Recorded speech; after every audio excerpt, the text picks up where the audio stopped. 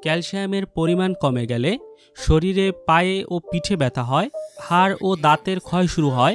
এর অভাবে মাথার চুল পড়ে যেতে পারে বা টাক হয়ে যেতে পারে, ত্বকের লাবণ্য কমে যায় এবং ত্বক ড্রাই হয়ে যায়। দীর্ঘদিন ক্যালসিয়ামের অভাবে স্নায়বিক জটিলতাও তৈরি হতে পারে।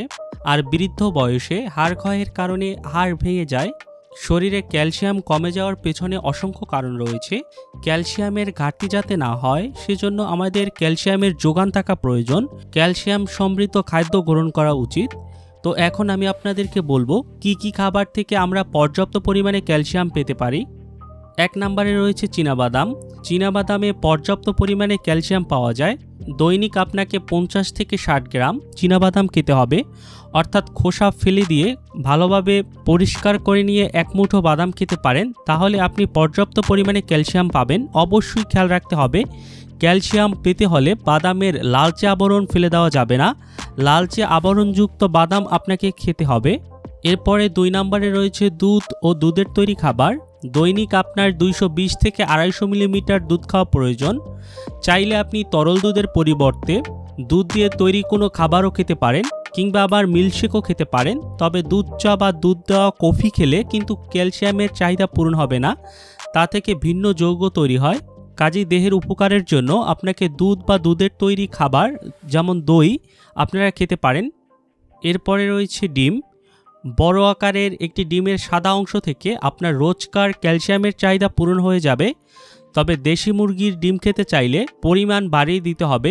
2টি ডিমের সাদা অংশ খেতে পারেন, যা থেকে পর্যাপ্ত পরিমাণে ক্যালসিয়াম পাওয়া যায়।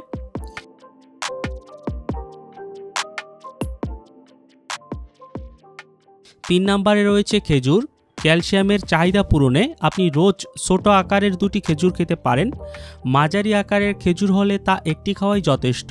এতে ক্যালসিয়াম ছাড়াও রয়েছে পটাশিয়াম, যা আমাদের শরীরের জন্য অত্যন্ত উপকারী এবং পর্যাপ্ত পরিমাণে ক্যালসিয়াম সরবরাহ করে থাকে।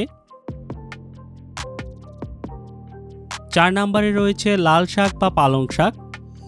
লাল শাক বা পালং শাক থেকে পর্যাপ্ত পরিমাণে ক্যালসিয়াম পেতে হলে এটি রান্না করে খেতে হবে। আপনারা প্রথমে লাল শাক বা পালং শাক সুন্দর করে ধুয়ে নেবেন। এরপর কড়াইতে রান্না করে আপনারা এটি খেতে পারেন। এ থেকে ক্যালসিয়াম পাওয়ার পাশাপাশি অন্যান্য পুষ্টি উপাদানও পাবেন এই লাল শাক বা পালং শাক থেকে। কাজে আপনারা এটি গ্রহণ করতে পারেন।